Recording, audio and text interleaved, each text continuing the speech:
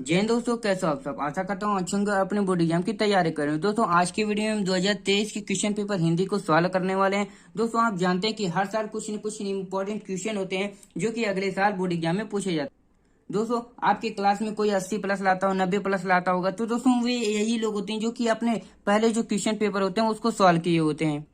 दोस्तों जब आप पिछले वर्ष से जो क्वेश्चन होते हैं या क्वेश्चन पेपर होते हैं, जब आप उसको सॉल्व कर लेते हैं तो आपको ये तो आपका एक क्वेश्चन पेपर बन जाता है। और आपको जो मॉडल पेपर प्रोवाइड की जाती है, मॉडल पेपर, उससे भी आप कुछ तैयारी कर लिए हैं। जो भी आप तैयारी करते हैं इसके अकॉर्डिंग आप पढ़ाई करते हैं। आप जानते हैं कि जो भी क्वेश्चन पेपर थे उसमें से हर साल क्वेश्चन पेपर अगले साल बनते हैं। जो पिछले साल एग्जाम होते हैं उससे हर साल अगले साल में कुछ इंपॉर्टेंट क्वेश्चन बनते हैं।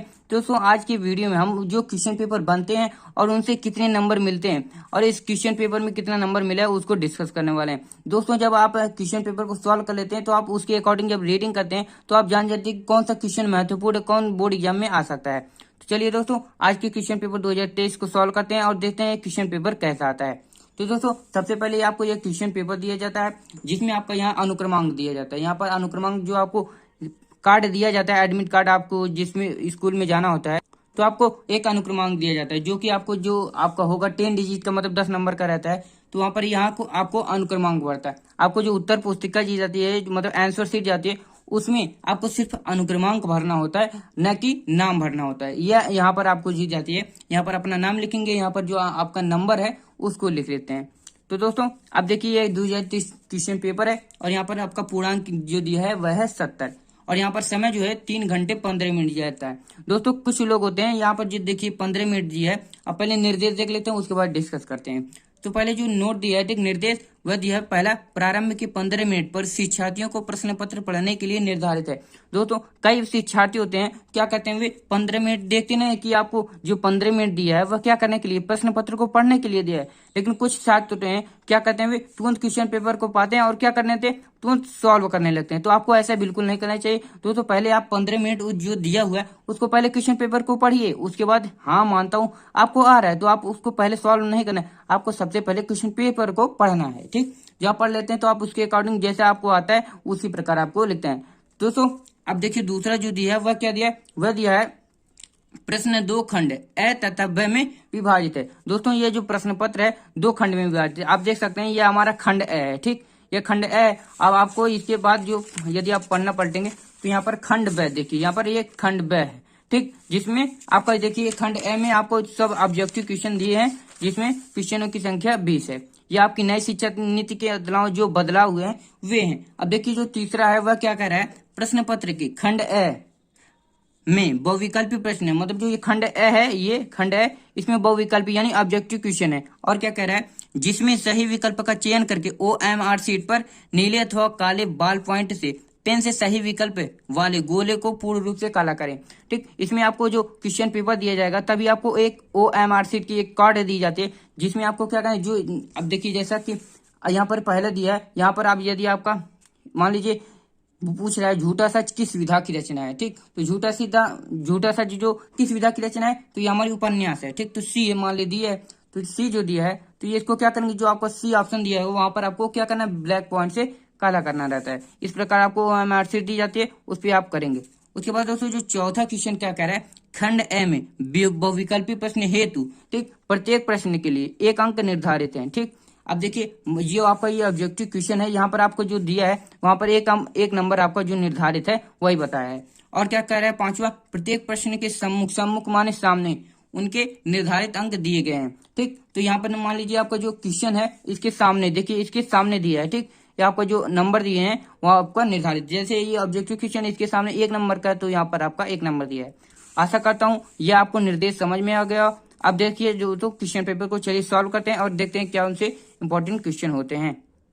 तो दोस्तों सबसे पहले आता है झूठा सच किस विधा की रचना है। ठीक, दोस्तों एक ही क्वेश्चन से हम कई क्वेश्चन बना सकते हैं। ठीक, अब पूछ रहा है झूठा सच किस विधा की रचना है। ऑप्शन ए दिया निबंध, बी दिया कहानी, सी दिया उपन्यास, डी दिया नाटक। तो दोस्तों जो झूठा सच है ये कौन सी विधा की रचना है, तो हमारा जो आंसर होगा वो हो जाएगा क्या, उपन्यास। ठीक, जो हमारा झूठा सच है वह उपन्यास विधा की रचना है। लेकिन ये भी पूछ सकता है कि झूठा सच किसके द्वारा किसकी रचना है, ये भी पूछ सकता है। तो जो ये है किसकी है, झूठा सच यशपाल जी की रचना है। ठीक, और दोस्तों ये किसकी रचना है? यशपाल जी की। आप इसको नोट कर सकते हैं। बाकी दोस्तों ये झूठा सच किस विधा की रचना है? इसका ऑप्शन सी नंबर सही है। तो आप OMR सीट में से सी नंबर सही कर देंगे। ठीक, उसके बाद दोस्तों जो दूसरा क्वेश्चन दिया है वह दिया अनंत प्रकाश के रचनाकार कौन है? ठीक, इसी प्रकार ये भी क्वेश्चन पूछ सकता था।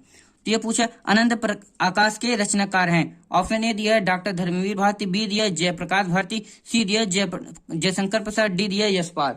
ठीक, तो दोस्तों अब इसमें कौन सा आंसर सही होगा? तो दोस्तों जो इसमें दिया है इसमें हमारा कौन सा आंसर सही है? यदि आपको आ रहा है तो आप कमेंट में लिख सकते हैं। तो दोस्तों इसका जो आंसर हो जाएगा क्या हो जाएगा? तो दोस्तों इसका जो आंसर होगा क्या होगा? जयप्रकाश भारती। क्या हो जाएगा? जयप्रकाश भारती। तो जयप्रकाश भारती हमारा बी ऑप्शन सही हो जाएगा। ऐसे आप सही का ट्रिक लगा देंगे। ठीक, उसके बाद दोस्तों जो आपका तीसरा क्वेश्चन है वह क्या कह रहा है? निम्नलिखित कथनों में से कौन सा कथन सही है? ठीक, निम्नलिखित जो कथन है ये है उनमें कौन सा कथन सही है? अब देखिए यहाँ पर दिया है गुनाहों के देवता के रचनाकार मुंशी प्रेमचंद हैं। तो दोस्तों ये आपको सही है। यदि आप पढ़े होंगे तो आप आसानी से इसको कर लेंगे। तो लेकिन दोस्तों ये इसमें पूछा है गुनाहों के देवता के रचनाकार मुंशी प्रेमचंद हैं। तो यह गलत है। इस गुनाहों के देवता के जो रचनाकार है वो कौन सा है? धर्मवीर भारती हैं। कौन है? डॉक्टर धर्मवीर भारती, ये इसके रचनाकार है। और ऑप्शन जो बी दिया हुआ क्या दिया है? भारतेंदु हरिश्चंद्र। क्या दिया है? भारतेंदु हरिश्चंद्र आलोचना साहित्य के जनक माने जाते हैं। क्या आपका यदि आपको सही मालूम है तो आप इसको कर सकते हैं। तो दोस्तों ये आपका आंसर गलत हो जाएगा। ठीक, अब सी है जो दिया है गेहूं और गुलाब निबंध के लेखक रामवृक्ष बेनपुरी हैं। ठीक, तो ये ऑप्शन सही हो जाएगा। जो गेहूं और गुलाब के निबंध की ये कौन सी विधा की रचना है? ये निबंध विधा की रचना है और इसके जो लेखक हैं वह है रामवृक्ष बेनपुरी। तो दोस्तों यह जो आंसर है वह आपका सही हो जाएगा। उसके बाद दोस्तों डी दिया इसलिए तू न गई मेरे मन से, निबंध के लेखक जयप्रकाश भारती हैं। ये भी ऑप्शन गलत है। दोस्तों ये आपका 3 क्वेश्चन है और आपका ये 3 नंबर का बना है। ठीक, 3 नंबर ये आपका 3 क्वेश्चन है। आपका 3, 1 नंबर यहाँ, 1 नंबर यहाँ, 1 नंबर यहाँ। अब दोस्तों चलिए आगे देखते हैं आज चौथा क्वेश्चन को। ठीक, दोस्तों जो आपका जो चौथा क्वेश्चन है दोस्तों अब आ गया हमारा चौथा क्वेश्चन और इसमें क्या करा है? पंचांग दर्शन की रचनाकार कौन है? ठीक, दोस्तों ये आपका क्वेश्चन चौथा है जो कि क्या दिया है? पंचांग दर्शन की रचनाकार कौन है? चौथा जो क्वेश्चन है पंचांग दर्शन की रचना कौन है? ये दिया है मथुरानाथ शुक्ल, बी दिया है लल्लूलाल, सी दिया है सदल मिश्र, डी दिया है इंसा अल्लाह खां। तो दोस्तों इसमें जो आपका ऑप्शन सही है वह क्या है? आपका जो ऑप्शन सही है वह है मथुरानाथ शुक्ल। ठीक, इसके जो लेखक हैं मथुरानाथ शुक्ल हैं। ये आप सही कर देंगे। और ये किस विधा की रचना है? यह जो है ज्योतिष ग्रंथ के जो भाषा अनुवाद है उनकी विधा की रचना है। अब दोस्तों पांचवा जो क्वेश्चन दिया वह सारंगधर रचनाकार है। ठीक, सारंगधर की जो रचनाकार कौन है ये पूछ रहा है। ठीक, तो इसमें ऑप्शन जो दिया है वह दिया ए परमलाल नाथो, बी दिया हमीर रासो, सी दिया खुमार रासो, डी दिया बिसलदेव रासो। तो दोस्तों इसमें जो आपका ऑप्शन सही हो जाएगा वह है हमीर रासो। सारंगधर की जो रचनाकार है वह कौन है? हमीर रासो जी हैं। ठीक, उसके बाद दोस्तों जो छठवां क्वेश्चन दिया है छायावादी युग की प्रमुख प्रवृत्तियां कौन सी है? ठीक, छायावादी युग की प्रमुख प्रवृत्तियां कौन सी है? दोस्तों ये आपका 2 नंबर का भी आ सकता है। यहाँ पर आपका 1 नंबर दिया है, लेकिन ये जब छायावाद की जो प्रमुख प्रवृत्तियां यदि आप उसको पढ़ लेते हैं, ठीक, याद कर लेते हैं, तो ये आपको 2 नंबर भी पूछ सकता है। जैसे आपका यह ऑब्जेक्टिव क्वेश्चन है लेकिन वह जो आपका आता है वस्तुनिष्ठ प्रश्न में आता है। इसकी प्रमुख प्रवृत्तियां जो है उसको आप याद करके 2 नंबर 3 नंबर पा सकते हैं। अब देखिए ए दिया है इसमें कुंठा और निराश के स्वर, बी दिया श्रृंगार और प्रेम वेदना, सी दिया नारी के प्रति प्रवर्तित दृष्टिकोण, डी दिया है रीति ग्रंथों का निर्माण। तो दोस्तों इसमें जो आपका ऑप्शन हो जाए यहाँ पर हो जाएगा श्रृंगार और प्रेम वेदना। कौन सा हो जाएगा? श्रृंगार और प्रेम वेदना, इनकी प्रमुख प्रवृत्तियां, ये आपका सही हो जाएगा। ठीक, आशा करता हूँ आपको समझ में आ रहा होगा। दोस्तों आप 7वां जो क्वेश्चन है वह क्या है? निम्नलिखित में से शुक्लोत्तर युग के लेखक कौन है? ठीक, अब इसमें से कई क्वेश्चन बनते हैं। अभी आपको मैं दिखा रहा हूँ किस प्रकार आपके क्वेश्चन बनते हैं।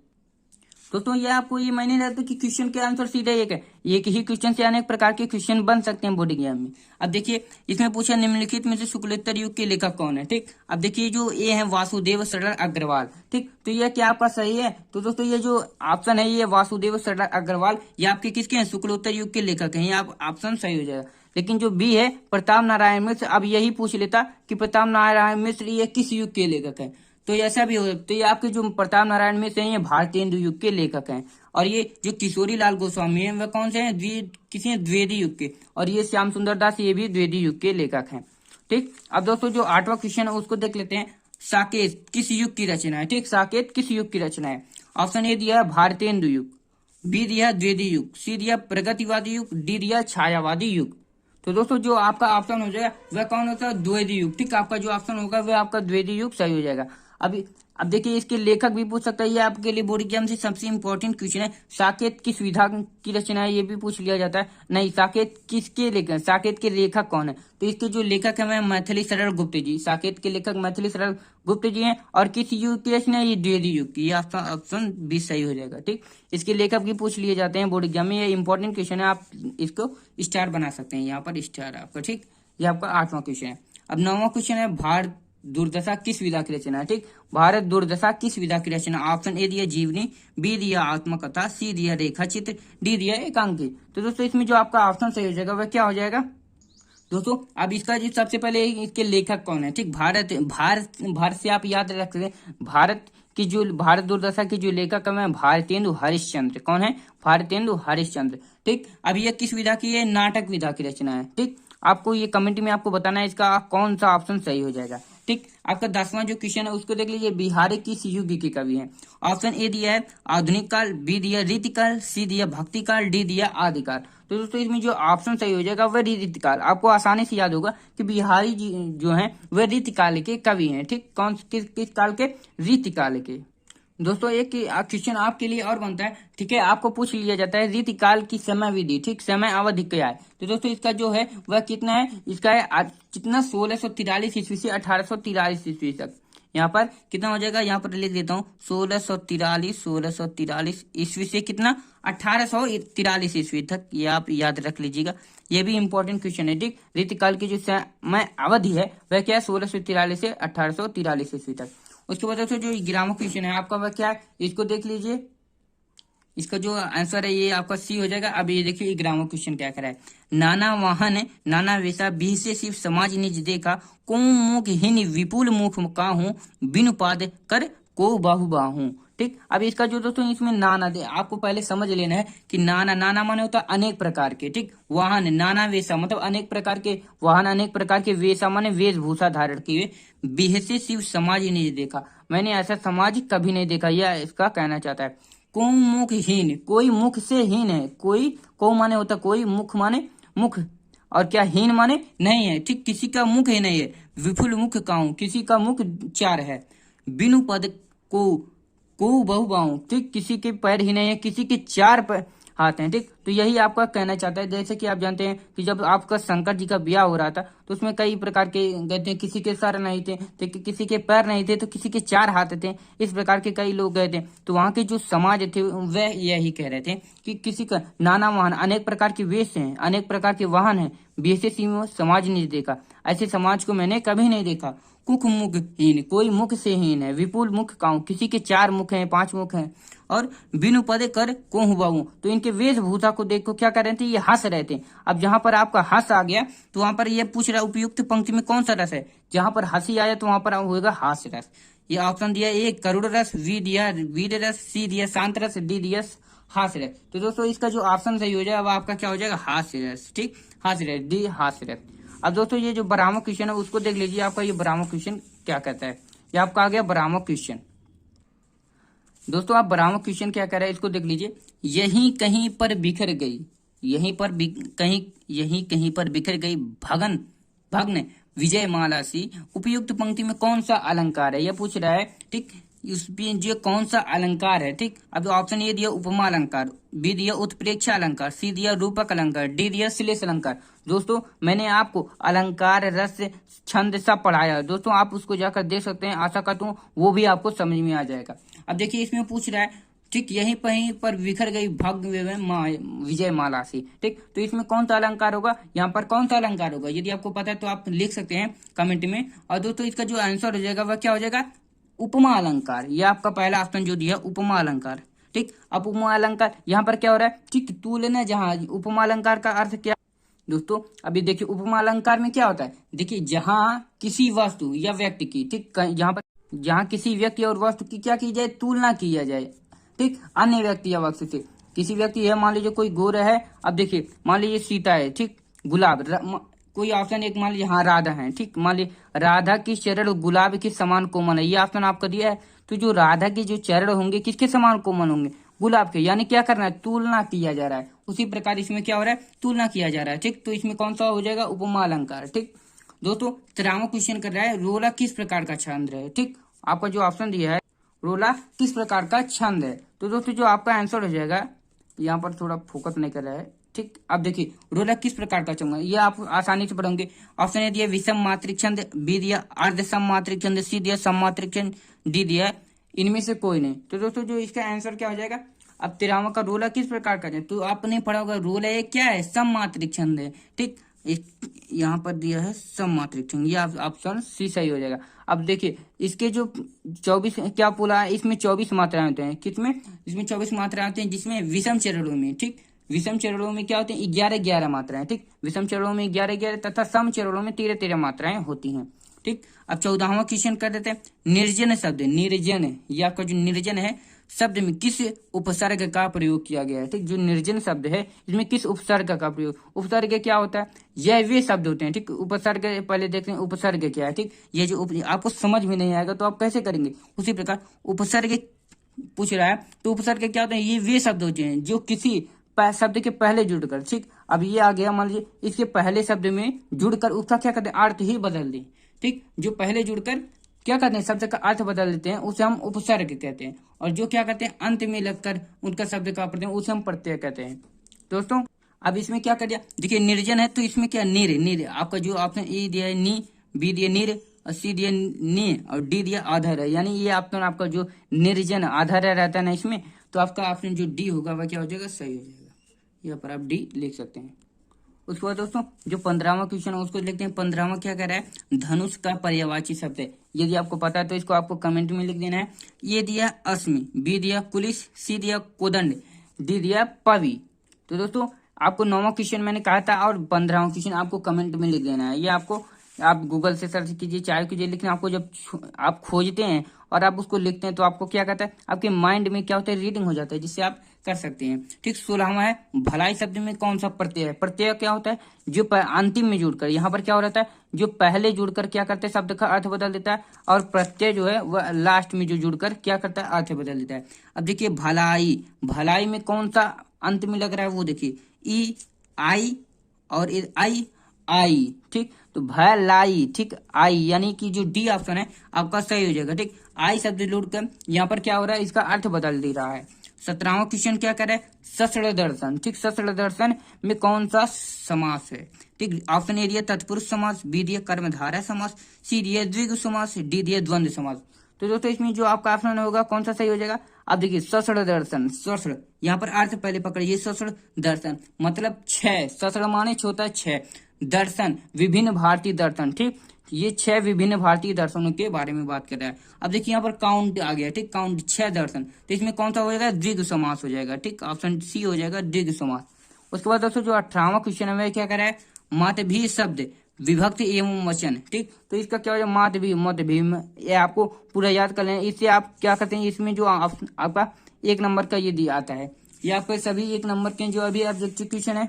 ठीक, मत भी शब्द में विभक्ति एवं वचन पूछ रहा है, तो ए दिया पंचम विभक्ति एवं वचन, बी दिया षष्ठी विभक्ति द्विवचन, सी दिया तृतीय विभक्ति वचन, और बहुवचन दिया, डी दिया द्वितीय विभक्ति बहुवचन। तो दोस्तों इसमें जो आपका ऑप्शन हो जाएगा कौन सा सही हो जाएगा, यदि आपको पता है तो आप कमेंट में ले सकते। तो दोस्तों इसमें क्या होगा, तृतीय विभक्ति जो है आपका तृतीय विभक्ति। अब इसमें एक वचन होता है, किसमें होता है, तृतीय विभक्ति बहुवचन आते हैं। ठीक, आपका तृतीय विभक्ति जो बहुवचन है आपका आंसर कौन सा हो जाएगा, सही हो जाएगा। आप इसको याद करें, आप पाठ्य का भी आप याद सकते हैं। इसमें जो इंपॉर्टेंट क्वेश्चन होते हैं वो आते हैं, जैसे पठति पठतम, उसको याद कर सकते हैं। ठीक, 19वां देख लीजिए, हर यात्रा शब्द का संधि विच्छेद कौन है। ठीक, ये आपका दिया है अ, आप इसमें कुछ होता है आ ई से यह बनता है, ये आपको देख लेना है।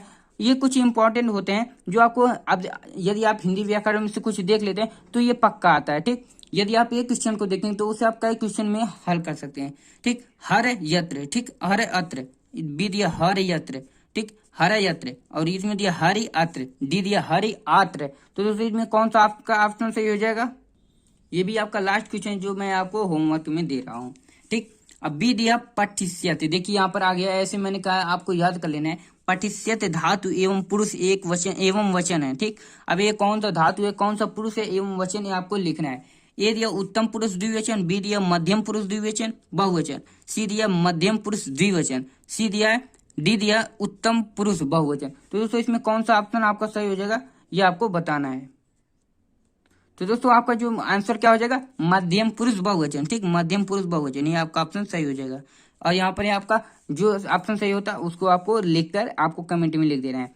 आशा करता हूँ इतना 20 जो क्वेश्चन मैंने बताया है आपको समझ में आएगा। इसके बाद आपका जो विश्लेषण मतलब विस्तार से लिखने वाला कुछ आगे हैं क्वेश्चन। अब देखिए विषामा है, ये खंड ए आपका समाप्त हो चुका है, ये आपका खंड ब या ये आप देख सकते हैं ये आपका खंड ब है। ठीक, यहाँ पर आपका खंड ब है जो आपको सॉल्व करना है। अब इसमें 31वां क्वेश्चन आ गया है, निम्नलिखित गद्यांश पर आधारित 3 प्रश्न दीजिए। ठीक, 3 प्रश्न के उत्तर दीजिए। अब यहाँ पर आपका देखिए 3 क्वेश्चन रहते हैं जिनको इसको आपको पढ़कर उसका अर्थ बताना होता है और आपको उसके अर्थ मतलब ये 3 क्वेश्चन पूछेंगे, आपको लिखना होगा। ठीक है, अब देखिए उपयुक्त गद्यांश का संदर्भ लिखिए। यहाँ पर दिया काशी के उत्तर में धर्मचक्र विहार मौर्य और गुप्त सम्राटों की कृति का खंडहर था।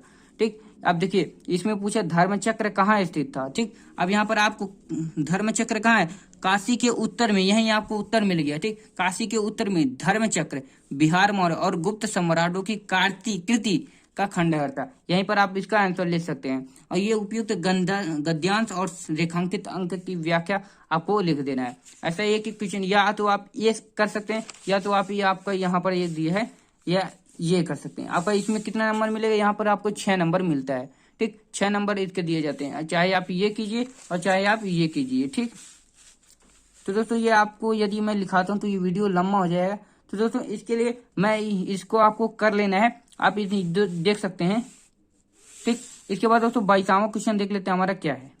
दोस्तों ये आपका 22वां क्वेश्चन है, उसमें क्या दिया, दिए गए पद्यांश पर, यहाँ पर गद्यांश था, यहाँ पर पद्यांश है, पर आधारित 3 प्रश्नों के उत्तर दीजिए, जिसमें आपका जो नंबर मिलेगा वह कितना मिलेगा, 6 नंबर का।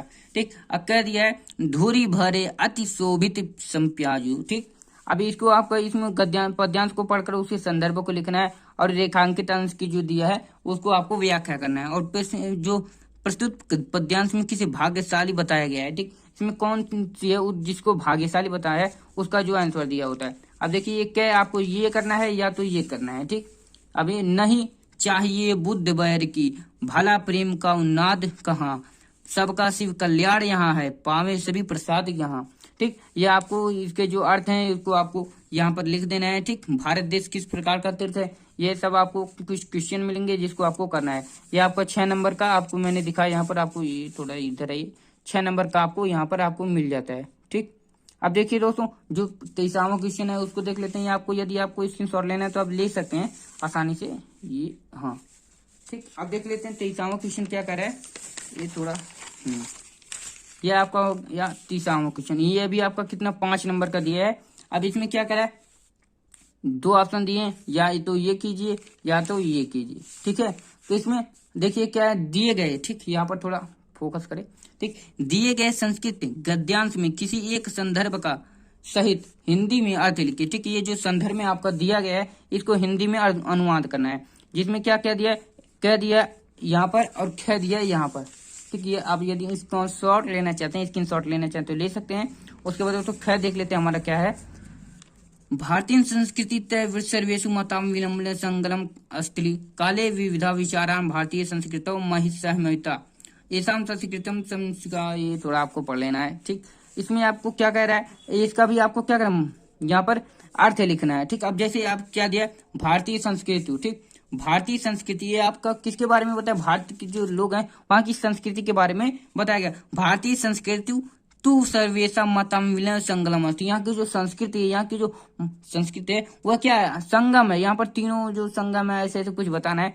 ठीक, यहाँ पर अर्थ लिखना है। ठीक, भारतीय संस्कृति, भारत की जो संस्कृति है, तू सर्वेशा सभी देशों में, माता विलंब संगम। ठीक, यहाँ पर जो माता है, ठीक, विलंबना है, इसमें कोई विलंबना नहीं है, और संगम स्थल है आप जानते होंगे। काले काले मतलब काले काले माने समय समय से। ठीक, विविधा विचारान भारतीय संस्कृतो समयता, काले का समय समय से यहाँ पर विभिन्न प्रकार के विचार भारतीय संस्कृति में समाहित हैं। ऐसा संस्कृति समाहित संस्कृति यस्या विकासेश विधाना। ये आपकी क्या है, यहाँ की संस्कृति के बारे में बताते हैं, भारत की जो है इसके बारे में आपको बताना है। 24वां देख लीजिए, ये आपका 5 नंबर का ये भी है। इसमें क्या है, दिए गए संस्कृत पद्यांश में किसी एक संदर्भ सहित हिंदी में अनुवाद कीजिए।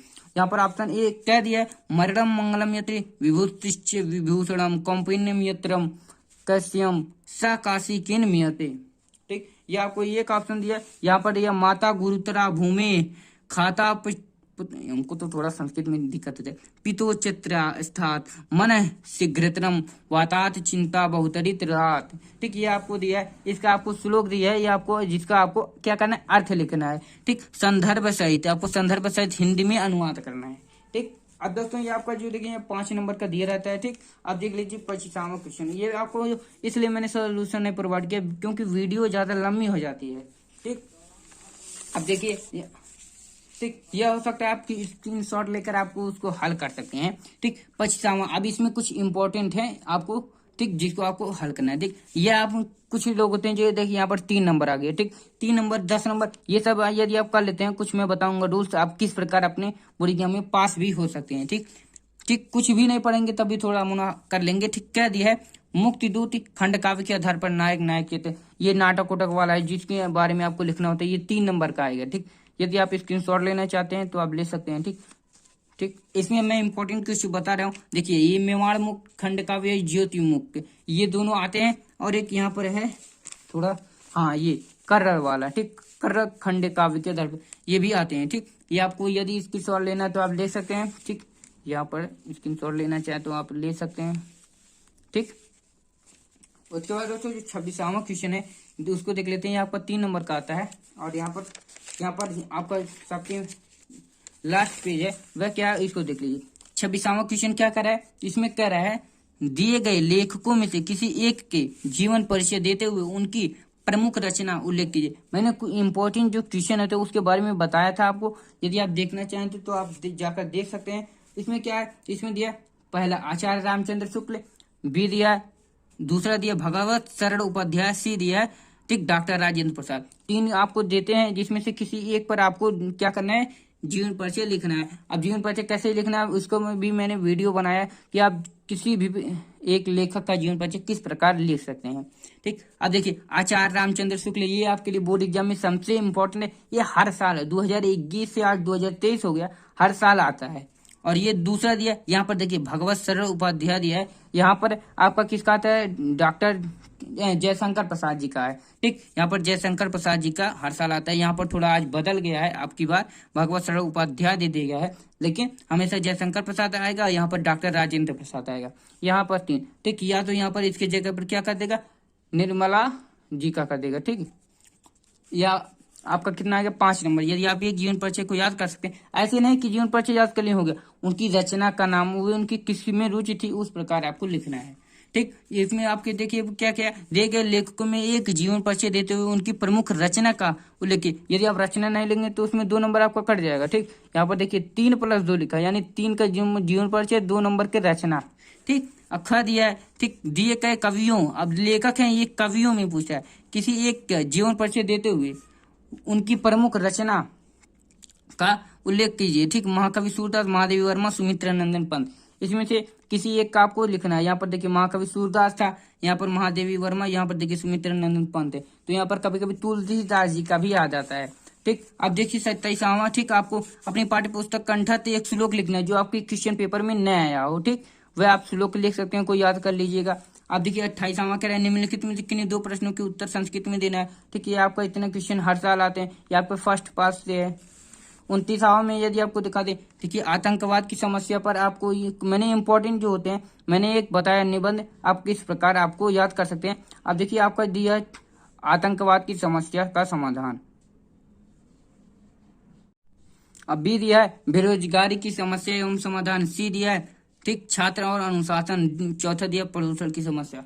अब याद आप इस सिंपल है, आतंकवाद की समस्या ये भी बोर्ड एग्जाम के लिए इंपॉर्टेंट है, बेरोजगारी की समस्या और प्रदूषण की समस्या। इसमें आपको आसानी से पूरे 9 नंबर मिल जाते हैं। ठीक, आसानी से, पूरे एकदम आसानी से। 9 नंबर क्या है, आप आतंकवाद पर लिख दो। ठीक, आतंकवाद पाकिस्तान में जो भी ये मतलब आता है, ऐसे नहीं आतंकवाद, और दूसरा भी हो सकता है। ठीक, वो आतंकवाद हो गया। बी दिया बेरोजगारी की समस्या, ये थोड़ा भीग गया है, इसको थोड़ा ठीक, बी दिया बेरोजगारी की समस्या एवं समाधान, सी दिया छात्र और अनुशासन। चौथा दिया प्रदूषण की समस्या। आपके शहर में जो प्रदूषण हो रहे हैं उन पर क्या क्या आपको समाधान करना चाहिए, ठीक। वे किस प्रकार से प्रदूषण है उनको कैसे बचाया जाए ये आपको लिख देना है, ये भी आपका 9 नंबर पक्का हो जाएगा, ठीक। अब चलिए दोस्तों, यदि आपको वीडियो पसंद है तो वीडियो को लाइक जरूर कर दीजिएगा, चैनल पर नए हैं तो चैनल को सब्सक्राइब जरूर कर दीजिए। मिलते हैं एक नए वीडियो में दोस्तों। मैंने एक प्लेलिस्ट बनाया है जिसमें आपके सभी बोर्ड में जो 2023 में गणित, फिजिक्स, केमिस्ट्री, मैथ का और गणित का और सामाजिक विषय का सबका मैंने एक प्लेलिस्ट बनाया हूँ। ये आपका फर्स्ट है हिंदी। इसके बाद दोस्तों आपका जो क्वेश्चन पेपर है उसको सॉल्व करेंगे। तो आशा करता हूँ ये आपको समझ आएगा। तो वीडियो पसंद आया तो वीडियो को लाइक जरूर कर दीजिए, चैनल पर नए हैं तो चैनल को सब्सक्राइब जरूर करें। मैं नेक्स्ट वीडियो में नए वीडियो के साथ। जय हिंद, जय भारत।